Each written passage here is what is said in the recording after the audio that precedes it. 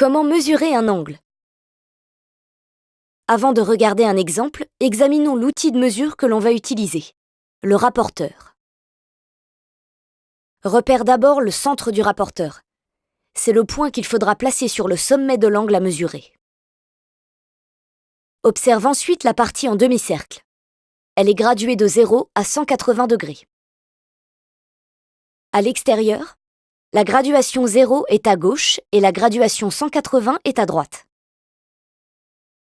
À l'intérieur, c'est l'inverse. On a 0 à droite et 180 à gauche. Maintenant, voyons comment utiliser ce rapporteur pour mesurer un angle. Imagine un angle BAC dont on cherche à déterminer la mesure en degrés.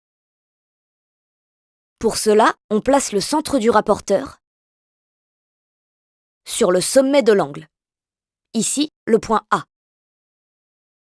On fait pivoter le rapporteur autour du sommet A pour aligner l'une des graduations 0 degré, ici la graduation intérieure, avec un des côtés de l'angle, ici AB.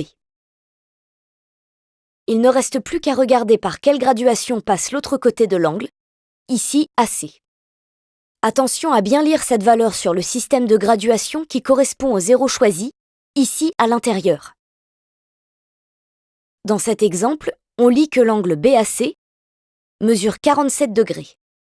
C'est aussi la mesure de l'angle CAB. Maintenant, tu sais comment mesurer un angle avec un rapporteur.